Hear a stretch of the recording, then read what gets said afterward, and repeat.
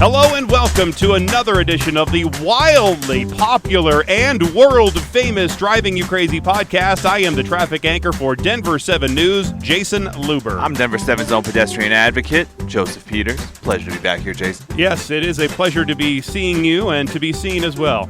We have a busy show for us today. No guests, unfortunately. Even though it is the 100th consecutive week, we are not going to have Brogan Bam Brogan. Oh. Darn. We have that going for us. I really would like to talk to Brogan Bam Brogan about so many things. I know, I would too. We don't have any guests at all. We do have some other great topics, though, which will push us through. We don't need guests to have a great show. That's We've done true. it many times before. Mm-hmm. We will also talk about something that I wanted to talk about last week, but we didn't get to, is how California wants to have a lane that is basically no speed limit. And we're also going to be talking an interesting scenario about how Volvo wants to limit how fast you can go in your car, even in certain areas around your city, based on where and how you are driving. I don't like it. Well, we'll do that in just a little bit, but let me lay this on you first.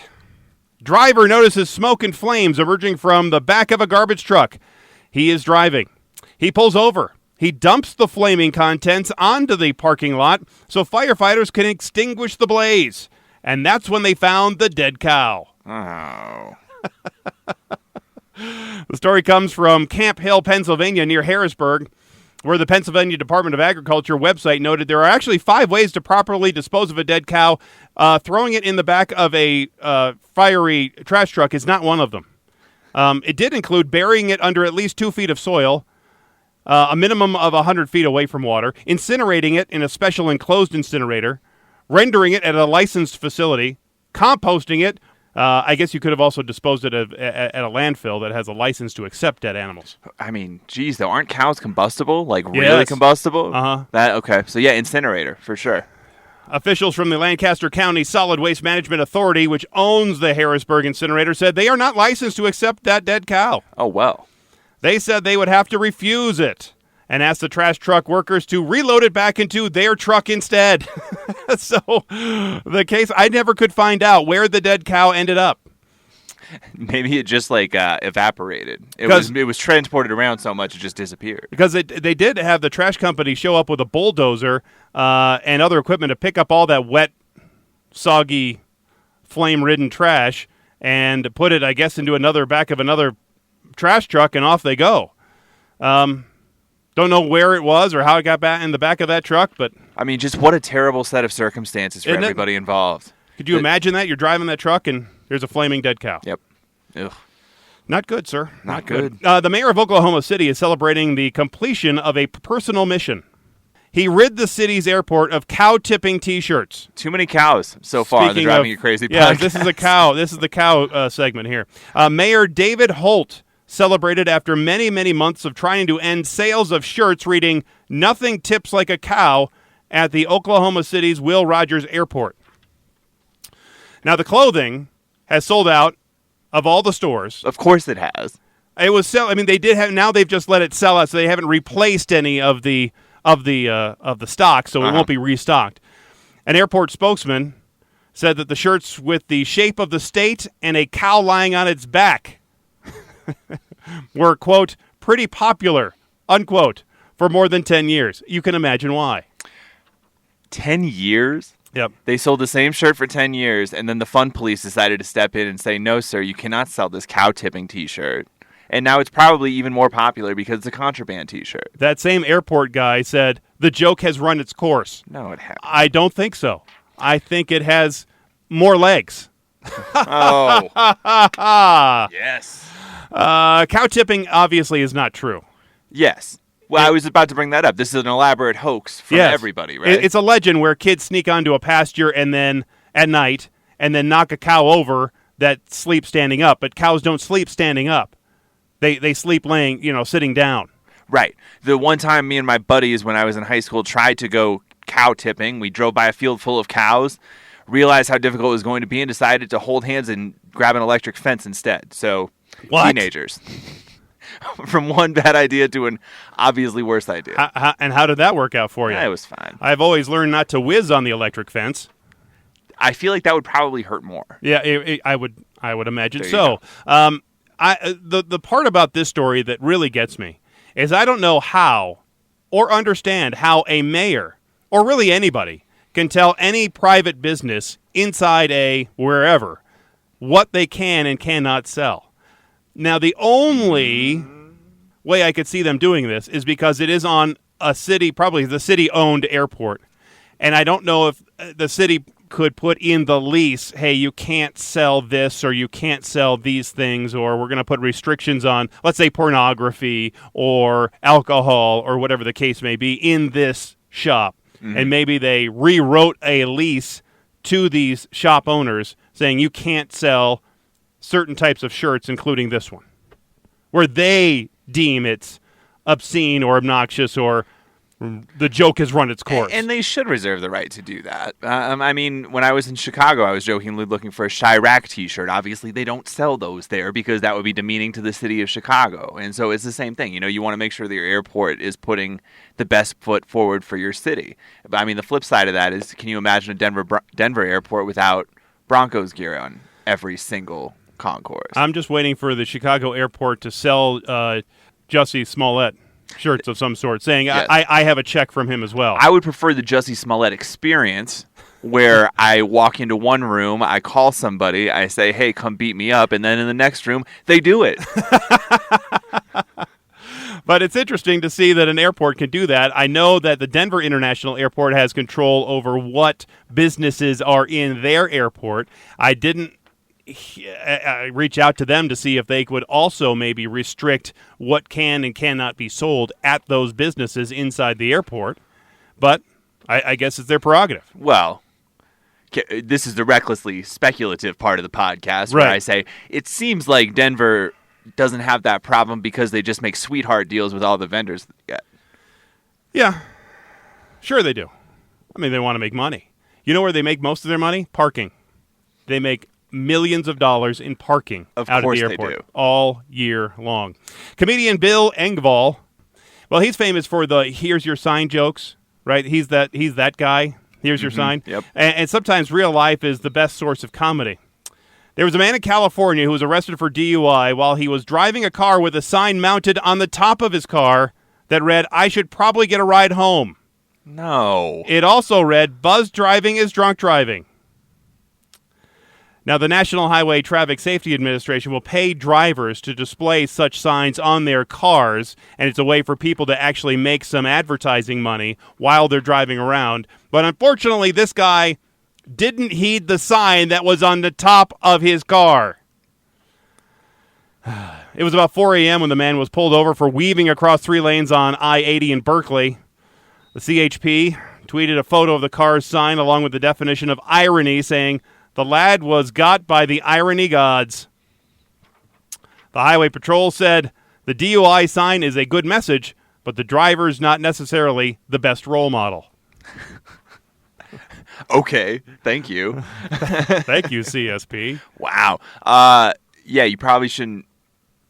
I mean, why did the man put that advertisement on his car in the first place? But to earn some money. Yeah, but you know you're a habitual drunk driver, dude. You should, like, if you get the sign in the mail and it says "Buzz driving is drunk driving," either one, it should be a wake-up call, or two, just send it back and be like, you know what, I don't think I'm right for this advertisement. There should be, I don't know. I guess there should be maybe a background check and see how much you like to drink before you put that up there. Maybe you shouldn't put like a Weight Watchers sign on the top of your car if you only eat at McDonald's. Correct. Absolutely. Or you shouldn't put a McDonald's sign on the top of your car if you're a ultra athletic person. Or a vegan, yeah. Or a vegan, exactly. Something like that. I don't think they did their due diligence. No, sir. But there are a lot of ways people make money by wrapping their cars in an advertisement, putting signs on their car. How much money do you actually make off that, though? And don't you have to be on the road for quite a bit of time as well? Well, it brings me back to the time where I was looking for a job. It was for 30 years ago. And there was a company called Quicksilver, delivery company, where you are taking papers from one place to another, where, and you had to put they wanted me to take my truck, my little pickup truck, over to this detail place and have these stickers, these little letters that says, they have their logo put on the side of my truck. And so I would be driving with that on the side of my truck all the time, obviously while I was working. And then I said, well, what about when I'm not working? They said you can go get because my truck was white. They said you can go get these white metallic magnets that'll stick on the side that'll cover it up. I said, that'll scratch up the side of my truck. And then what do I do with all these letters when I'm done working with you people? Well, then you just peel them off. I said, it's probably not that easy. And they probably will leave a mark after a while sitting in the hot sun. And I said, well, how about this for an idea? I'll drive with your name of your business on the side of my truck while I'm working. But when I'm not working and I'm driving, I will charge you per mile, 10 cents a mile for the advertisement fee. And they said, no thanks. And I said, okay, I'll go find another job. They didn't like that. To hell with them. Exactly. You told them, man. I did tell them. There we go. And here I am today. We ran out of time last week to talk about this story. I briefly mentioned it at the end of the show. A state lawmaker from Orange County, California, recently introduced legislation that would create additional lanes on 2 California freeways that would have no maximum speed limit. Republican State Senator John Morlack's proposal calls for additional north and southbound lanes on stretches of I-5 and State Route 99. Those 2 highways basically run parallel to one another in the state's Central Valley, basically between Sacramento and Bakersfield. So we're not talking about super highly congested. We're not talking about downtown Los Angeles or San Francisco or San Diego. We're talking about an area of the state that doesn't have crazy congestion. Mm-hmm. So the new lanes would be segregated from the ones that currently comprise the interstate. So the cars using the special lanes wouldn't have to dodge slow-moving semis or grandma in the right lane, any trailers that would be on the road throughout the state. Now, the current speed limit on that section of I-95 and on Highway 99 is 70 miles an hour. So this would make it no limit at all. So you could go in your Tesla, 150 miles an hour? But there's only one lane. It would be one lane. So you're single file.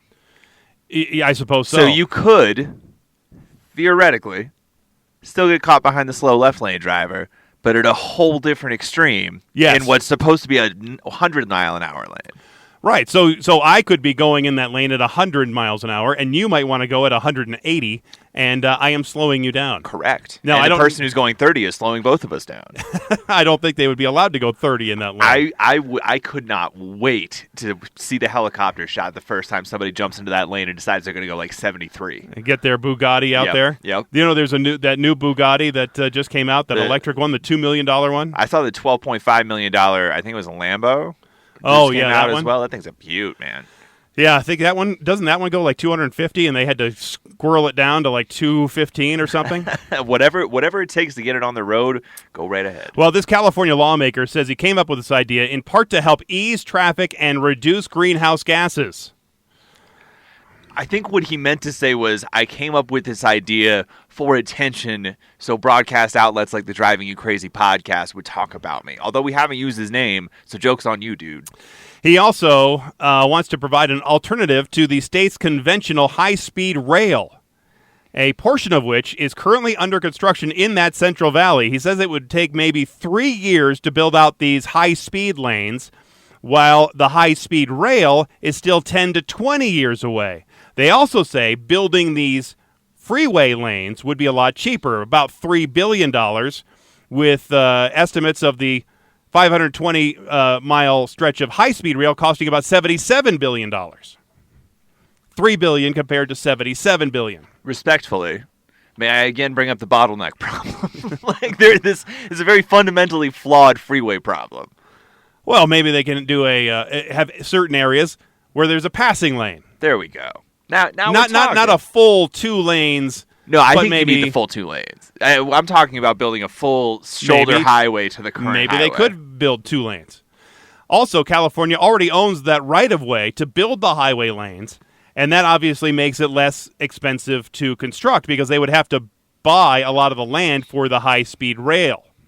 Now, since the state already owns that land, the cost of building the lanes would be basically related to just the construction of those lanes. Now, the bill is being waiting to be heard in California's Transportation Committee. And the problem with allowing people, I think, to go as fast as they want is that they will go as fast as they want. Problem?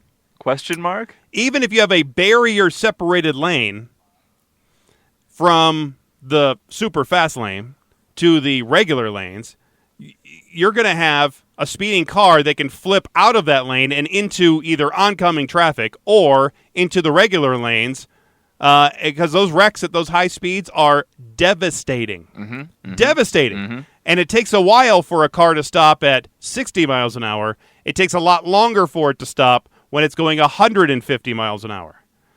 So I think that safety issue is probably going to squash this altogether. It's probably not federally legal either, is it?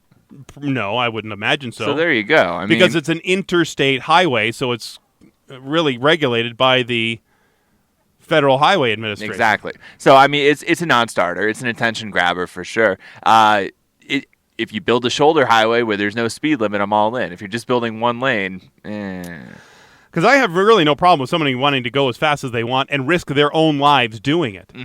But if other people's lives are at risk, then I have a problem doing it. Like if you're driving 150 on the salt flats in Utah, go after it. I mean, go as fast as you want. Well, and I had thought about that, but I don't think that's really a fair comparison, right? Because if you go into Montana, Utah, Wyoming, any of these states where you got wide open stretch of the highway, yeah, you can go as fast as you want. There's no enforcement, right? The difference with California is that there is enforcement. These are well-traveled highways where we're trying to provide an alternative. And so you can't really just go with let's just let people go as fast as they want anyway. Well, what Montana has done is they have said they allow the speed to be what is reasonable and prudent, which allows for people to drive 90, 100 miles an hour if the conditions allow. If it's, let's say, daytime, sunny, very light traffic, you can go a little bit faster, but if it's a little bit more congested, you're weaving in and out, then obviously they're going to pull you over. But again, it comes down to enforcement. How many officers are there for these big states to be patrolling when they're stretched so thin doing other work? My guess is that California would pass the legislation if they could also make it into a toll lane. Charge you $20 or $30 or $50 for the privilege to drive in that super fast lane and guarantee that you can go at least 100 miles an hour and you can get going as fast. You might have to get behind somebody going 110 if you want to go 150, but that's a way for the state to recoup money on the cost of the lanes and then have money to maintain that stretch of freeway, and I could see people wanting to do that. So I don't know California very well, but how much would you pay to go from Sacramento to San Francisco in 3/4 of the time? I don't know. I don't work there. I know. I guess if I was working there, $10, maybe $10. Okay. I don't know, man. It feels more like a tourist play than anything else to me. It could be. And I almost wish that they would just say, you know what, we're going to build this highway in the middle of nowhere, and we're going to make it a tourist mecca, and you can go as fast as you want. Bring everybody's fancy cars. That to me would be more fun than this silly proposal. Yeah, I think they could also use any toll money to replace barriers and fix the road when somebody goes careening out of control. Yes. I mean, once you see the first wreck of this kind of magnitude, where somebody's going 150 and then the car is obliterated and there's pieces of a person all over the road, or maybe that driver had a passenger or maybe a couple other passengers in the car because they all wanted to be speed junkies and go 200 miles an hour, that's when it would stop. I had this great idea a while back where NASCAR should just take over the state of Wyoming one weekend, and instead of doing the race on a track, they just race Wyoming. And it's like a 500-mile race around the state. And that would give you a taste of what it would look like for a 170-mile crash on a regular old interstate. That would be pretty fun. Yes, it would. I like that idea. That's quite fun. And if those lanes are ever built, and you had a Volvo, you would only be able to actually go do 112 miles an hour. Oh. So maybe you could not have a Volvo in those lanes because they are now going to be speed capped at 112. Yeah, the company, the entire Volvo lineup is going to have a top speed on all of their cars, except some of their electric ones, at 112 miles an hour. Wait. And that's going to start in 2021. Is it higher or lower for the electric ones? They have this electric brand that's so it's not part of Volvo. I mean, Volvo owns this company that makes electric cars, and they're not going to put the limit on those. But anything with the Volvo name will have this limit. Doesn't that seem backwards? The gas-powered car that has all the power has capped at 112, but the electric car that goes putt, putt, putt only can go as fast as it wants? Now, Volvo says this is an attempt to reduce the number of crashes because obviously we can't take care of ourselves as people. Volvo has to do it for us. Thanks, Volvo. Now, the speed cap will prevent drivers from accelerating to the top speed of what is now 155 miles an hour in the Volvos, and it will be capped at 112. There'll be an electronic device in the car that will limit the speed as soon as the car hits 112. Now, I have a governor similar to this in my Chevy Volt. It will go to 101 miles an hour, and then it starts slowing down.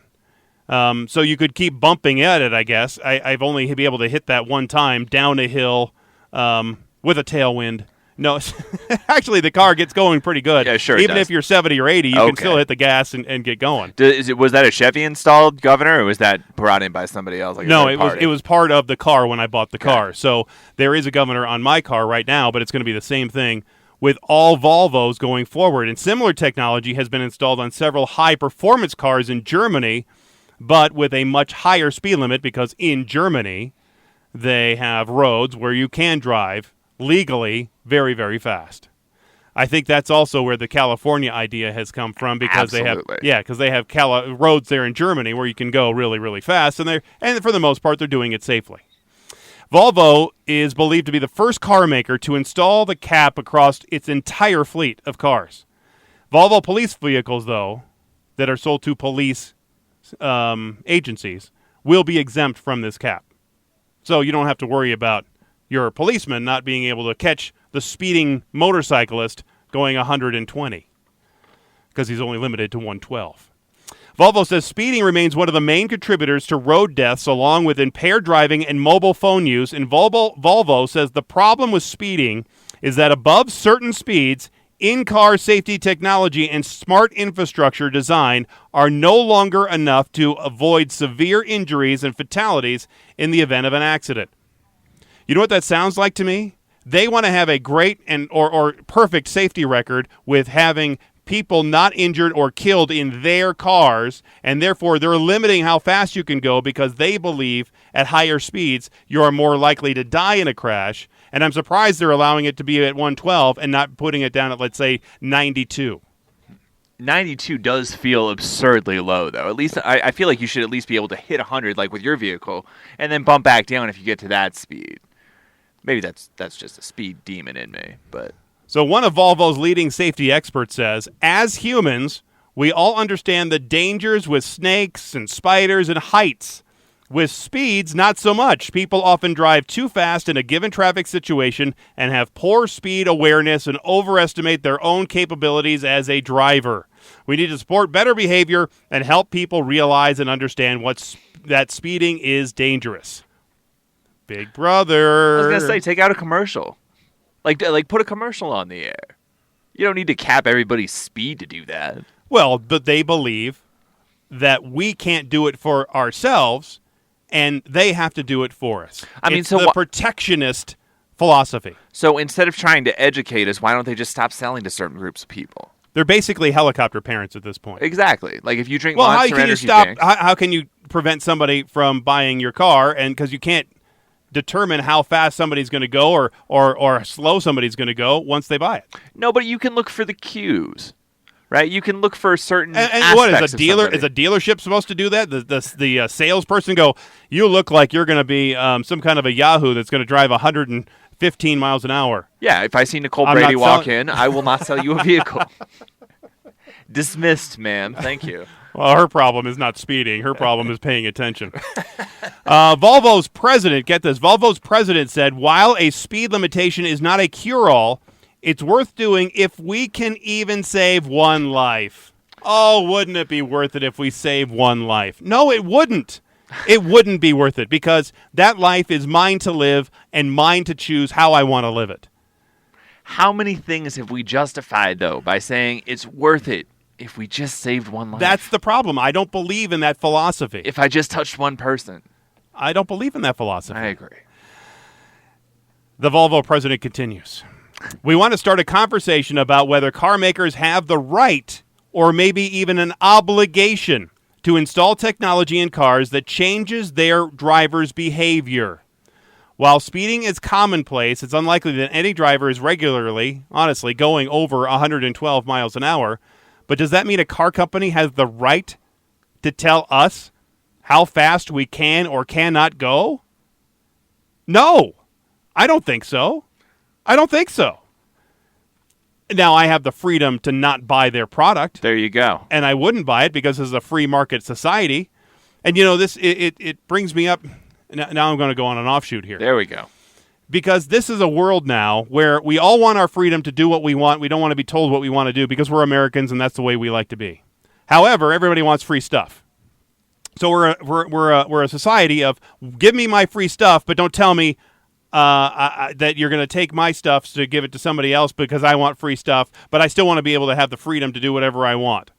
It's really quite the interesting juxtaposition of needing to pay for all the free stuff, but don't take my stuff and I want free stuff. Yes. And don't tell me what to do. Yeah, God, I could not agree more with all of this. It's really stunning. It's the entitlement complex, yes. Man. There's no other way to describe it. So Volvo thinks they really can, and they think it's their obligation to tell us what we can and can't do with their car. Because Volvo is also exploring how geofencing, basically a virtual geographic boundary defined by GPS, can be used to automatically limit your speed as you're driving around a school or hospital. So let's say you're driving around a school and the lights are flashing for 25 miles an hour. The car would automatically slow down to 25 miles an hour as you're going through that school zone. That can't be real, but I know it's real. And not only do I know it's real, like that's going to happen soon, man. Like that is not going to be a far away thing. That is going to be a thing that we see within the next 30 years where people are like, you know, it's a good idea if you really can't go a bit more than 30 miles an hour in a school zone. We've talked about how autonomous technology and self-driving cars are going to be coming incrementally. Yep. We're going to see little bits of it as we get closer to that reality. We've already had automatic windows. Instead of rolling up the windows with your hand, the hand crank, you just push a button. That really is part of a automatic technology. And you have cruise control, automatic technology. Obviously, Tesla has really moved this up with self-driving technology as you're sitting in the car and as an autopilot feature where somebody, like we saw the video today or yesterday, of some guy who was sleeping for about 10 minutes while the car is driving itself at 70 miles an hour down the freeway. So there's all these little bits of autonomy that will eventually come together and create the fully autonomous car where it is driving itself, where we are just passengers going by a school zone. It knows its geolocation, and it slows us down to that speed, period. Because if I'm using the Waze app, as I often use, it has on there what the speed limit is as I'm driving down the interstate, and it will show me if I'm going faster than that speed limit. A little speed limit, it'll go red, and it shows that I'm going faster. And if I'm going more than 5, I think it goes to a different color. And it's very accurate. I passed a sign that goes from 75 to 65 on my way into work. And it will change that little speed limit thing on the Waze app right at that sign. So they know where those signs are. They know they can do that. So that technology exists. Do I want people speeding in school zones? No, I don't. I don't want people speeding in school zones. But I also want them to have the freedom to do it if they so choose. I don't want them to do it, but I also don't want to take away their freedom to have them be able to do it. This is your most libertarian take. I love it. I can't get enough of it. And I totally agree. Like, I legitimately could not agree more. We shouldn't be... Look, and to your point, it's fine for the company to put a governor on things, but it's also fine for us to say, I'm not going to buy a car from a company that wants to govern me. I'm going to go with the company that allows me to live my life to the fullest by going 160 miles an hour in a school zone, if that's what I so desire. And then I would have to face the consequences with local law enforcement. Yes. It's the same thing with the red light or the photo radar speed cameras. If somebody's going to try to take my speed and not let me face my accuser and just send a ticket in the mail, that's no good for me. In the Constitution, I have the right to face my accuser. Yes. And that accuser has never faced me. Now, Volvo's president continued to say, "We want to start a conversation about whether car makers have the right or even maybe an obligation to install technology in cars that changes their drivers' behavior to tackle things like speeding, intoxication, or distractions. We don't have a firm answer to this question, but we believe we should take leadership in the discussion and be a pioneer." To that point, intoxication. Are they going to install all cars with a breathalyzer? Like if you get a DUI, there are people that do have to have a breathalyzer type device hooked up into their car. Once it blows 0, they can start the car. Is that going to be installed in my Volvo? Is it going to stop me from having any distractions? In other words, I'm going to get in the car, turn it on, and there's going to be a jamming device in my car that then jams or turns off my cell phone? It's so funny you bring this up. I've always been nervous that a car company was going to have a feature that was like drunk driving shutoff, right? Where it notices that you're swerving a little too much or something to that effect, and it just, boom, shuts down your car, right? Or it puts you on autopilot or something like that. Because the issue for me would be that I'm bad at driving.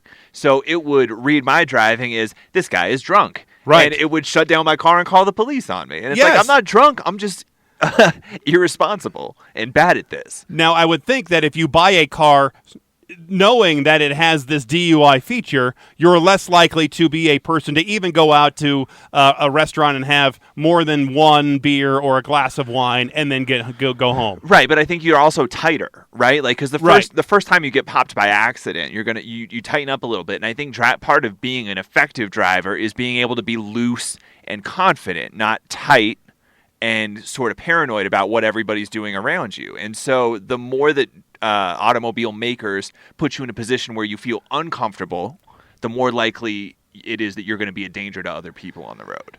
It really is a slippery slope these folks are going down right now. And it says, in addition to speeding, Volvo has identified drunk driving under the influence of any alcohol or drugs, and distracted driving as the other two biggest automotive safety problems.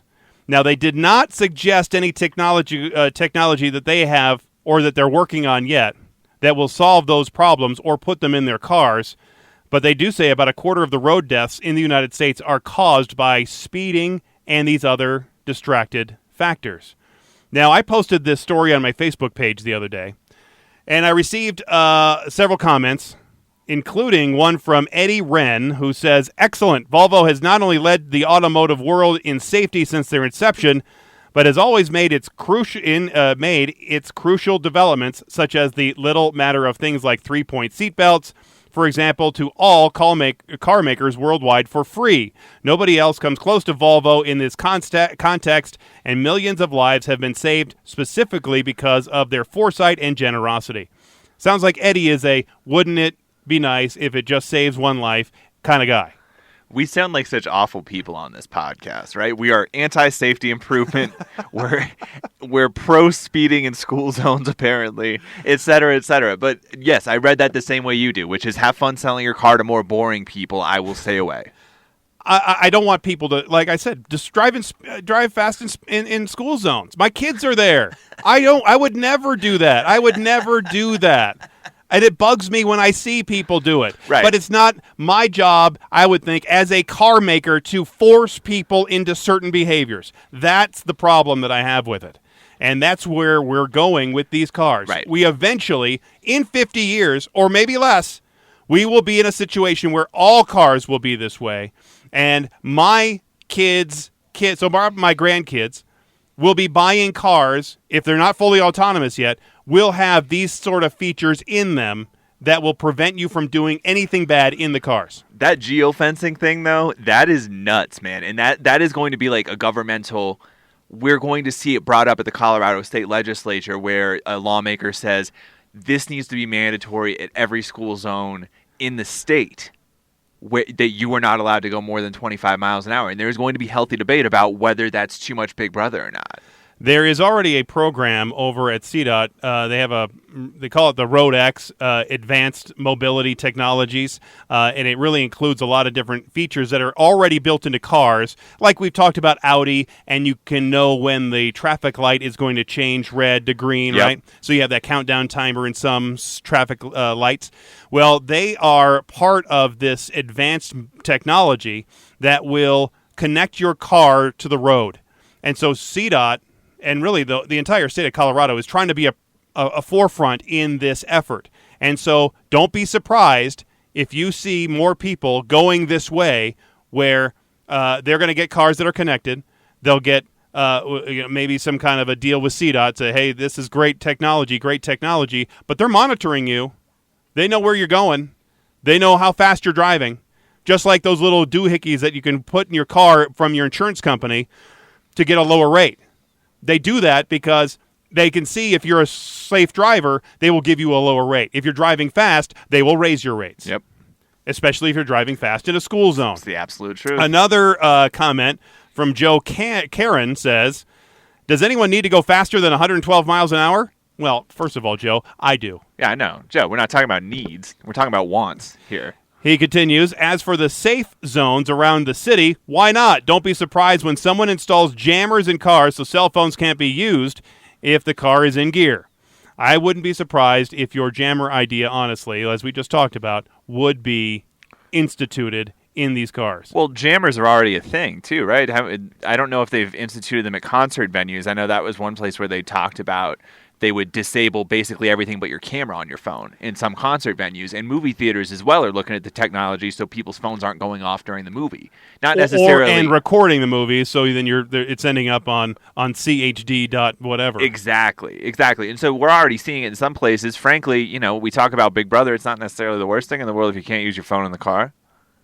It's just not. It could be a safety issue. We got through several generations of How humans. am I going to get all this great avalanche video without people using their phones and recording avalanches while they're driving in their car? Remarkable that we didn't get a single bit of dash cam video. We did. We got that one. Okay. The one where somebody was driving next to Copper Mountain, and then they used the dash cam because it just swept over the car. There we go. But most of it came from cell phones. Yes. Very few people still, at least in this country, have dash cams. They are starting to become more widespread, and anytime I post one of my dash cam videos, somebody's always asking me what kind of dash cam I have and a recommendation for where I got it. It is going to be one of my first purchases as well when I obtain my first vehicle. And by the way, how is the driver's license thing going? Terrible. Okay, good. And Dorothy Dawson Spencer said, if you don't like what the company is offering, then feel free to shop elsewhere. I think this limiter will cause some drivers to choose a different car maker, honestly, than Volvo. Because I don't want to have that restriction. I don't want to have somebody telling me what I can't. I'm 50 years old. I don't need my parents telling me what I can and can't do. Well, and I don't see how they gain customers from it. That's what makes it so interesting. It's not a way to go out there and, let me frame it a different way. Who's seeing what Volvo did and being like, oh, sweet, I can only go 112 now. Thanks for cutting 40 miles per hour, potentially, off my vehicle. I will buy it now. It starts here, though. It starts at 112 and goes down to 100 and goes down to 85 or goes down to whatever the speed limit is on the road that you are driving on. It goes to that because you're geofenced. Because if the speed limit says 45 on the road I'm driving on, it won't let me go faster than 45. However, there are certain instances where I might need to speed up a little bit to be safe. Mm-hmm. There are those instances where you might need to speed up to get out of the way of a crash or something. And then I would be limited in that. That's a problem to me. Mm-hmm. Big problem. It's true. People. Cars. I don't know, man. Driving might be obsolete pretty soon, too. I mean, between autonomous cars, I'll tell you what, I've been in more lifts over the last few weeks than I am on a regular basis. Why would I ever drive? Like, I don't want to pay for insurance. I don't want to pay the car payment. And I certainly don't want to be responsible for whatever happens when I get behind the wheel. Let somebody else have that responsibility. But that's what you're paying for. You're paying for that when you get a Lyft. Yep. Or get an Uber. You're already paying for that service.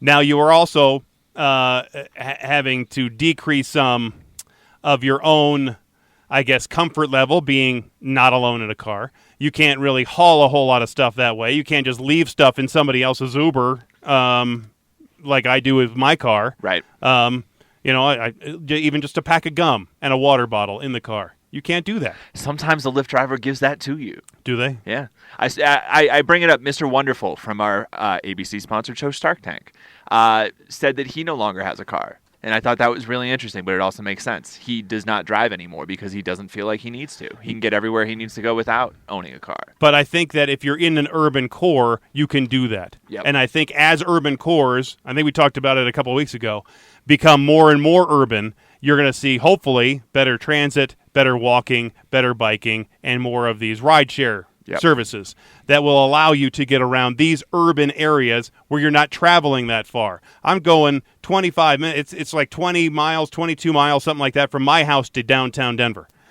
And so I'm not going to take an Uber at 3 o'clock in the morning to do that trip. Well, and that's what sucks, man, is because like where for me it's really convenient because I'm spending at most $10 on a ride. Imagine if you get stuck downtown in a snowstorm and you need to get back to your home and you're lifting back, you can expect to pay $120 for that ride. Yeah. Like that is just going to be what it costs. The end. And my wife will never do. It's been a struggle just to get her to take an Uber from a hotel to the cruise port when we're going in Miami. I mean, that's been a bit of a struggle.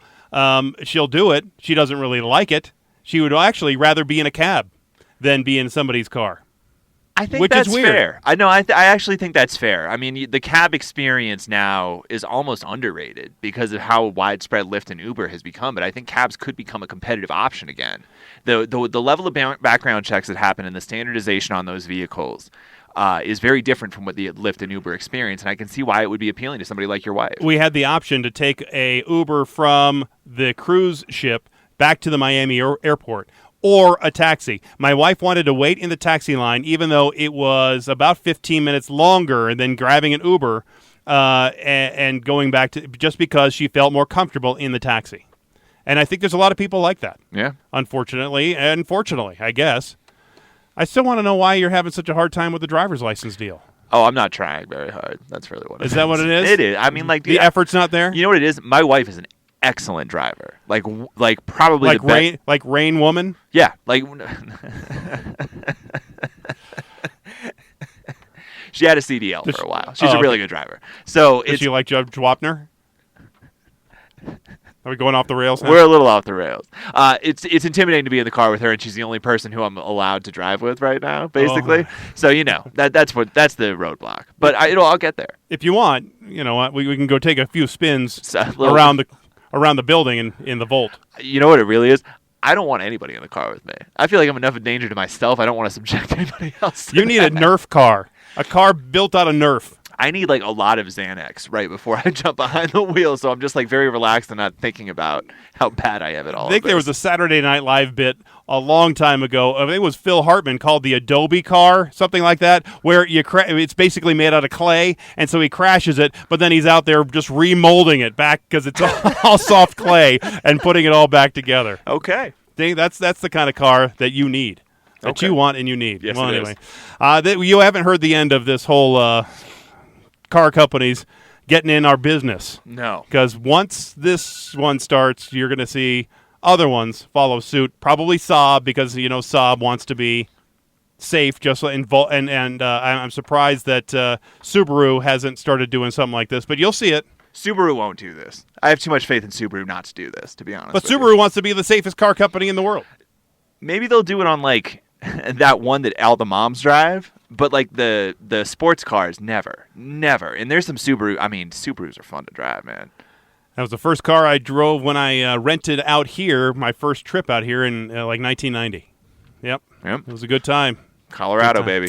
Well, that's it for the podcast for the episode this week. We're efforting. I'm efforting more guests for next week because it helps my voice because I have a little bit of a cold right now and so it's starting to hurt, frankly. Presidential candidate John Hickenlooper, open invitation. Oh yeah, I should have asked him because he was in the studio yesterday. I should have had him on I should have done a little interview with him yesterday. Why didn't I do that? Next time. All right, we'll give him a call. He's still in town. He doesn't have many other outlets asking for him to talk, so. Why not? Sure, let's get him on the phone. Yeah. All right, well, thanks again for listening, and until next time, I'm Jason Liber, the traffic guy. I'm Smash Mouth's biggest fan, Joseph Peters. Be safe, and as always, happy motoring.